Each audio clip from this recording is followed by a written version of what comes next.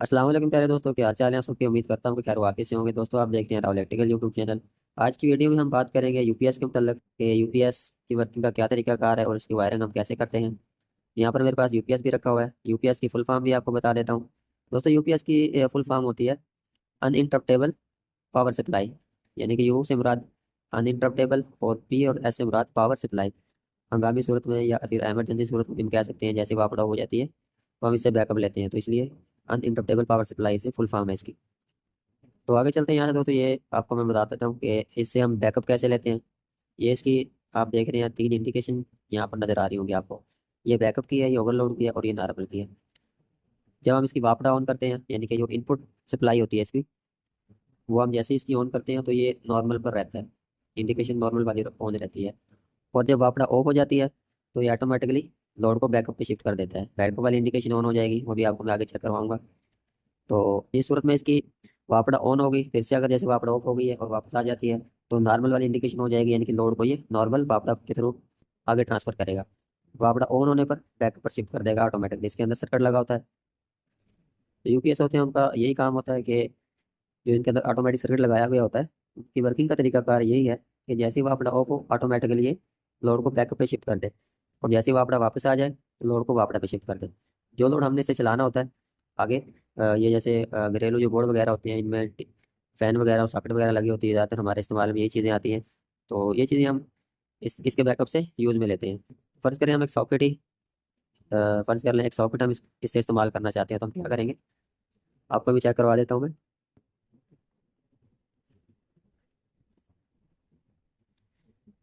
ये इसके back side के जो पॉइंट है, ये देखिए इसकी 220 इनपुट है और ये इसका मॉडल है, और आउटपुट भी 220 है। ये इसके 4 पॉइंट है आउटपुट के, 1 2 3 और 4, ये वाले 4 पॉइंट। तो मैक्सिमम 4.5 एम्पेयर तक हम इसको इस्तेमाल कर सकते हैं। ये इसके बैकअप के पॉइंट होते हैं।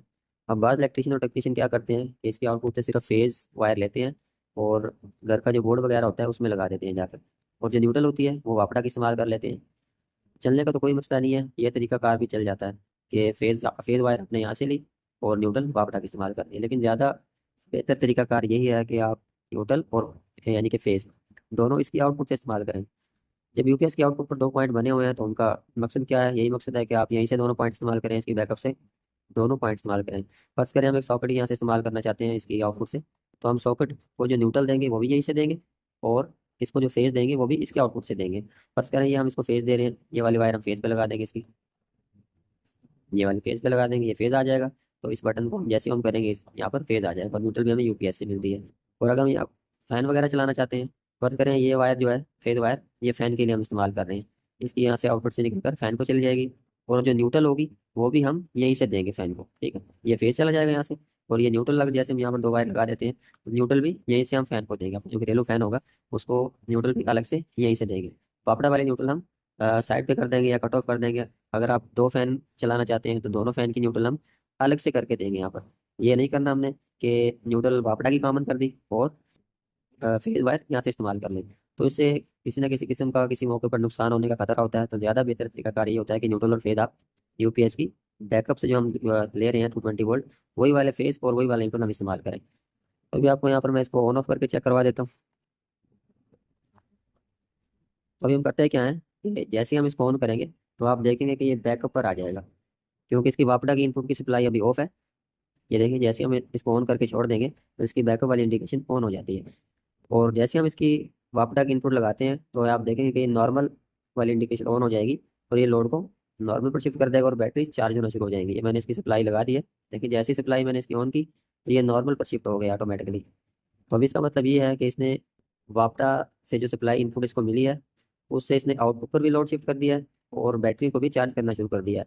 इसके अंदर जो बैटरीज लगी होती है, ये देखिए फिर से मैं सप्लाई को भी ऑफ करूंगा, ये मैंने ऑफ कर दिया सप्लाई, फिर से बैकअप पर शिफ्ट हो गया। इसका मतलब ये है कि अब ये बैकअप सप्लाई इसने बैटरी से लेकर आगे ट्रांसफर करना शुरू कर दिया है।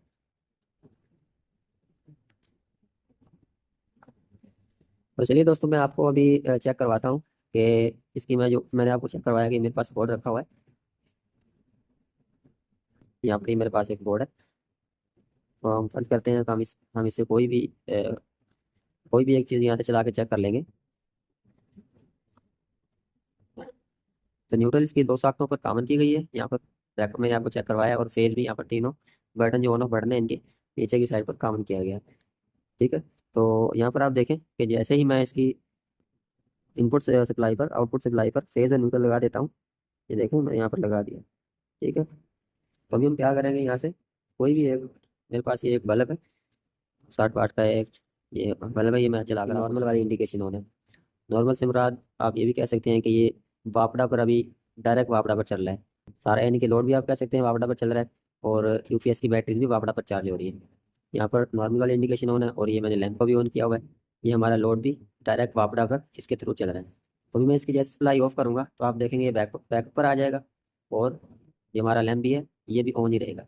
ये मैं इसकी अभी सप्लाई ऑफ करने लगा हूँ, ये देखिए सप्लाई ऑफ हो गई है, वापड़ा फर्ज करें ऑफ हो गया है, ये इसकी बैकअप वाली इंडिकेशन ऑन हो गई है और लोड भी हमारा ये देखिए रनिंग कंडीशन में है, यानी कि ऑफ नहीं हुआ, सिर्फ 1-2 सेकंड के लिए ब्लिंक किया था इसने, लेकिन जैसे ही इसका लोड शिफ्ट हुआ तो ये रनिंग हालत में रहा।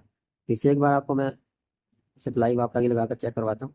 तो जैसे जैसे ही मैं इसकी सप्लाई ऑन करूँगा वापड़ा की, तो आप देखेंगे नॉर्मल वाली इंडिकेशन फिर से ऑन हो जाएगी।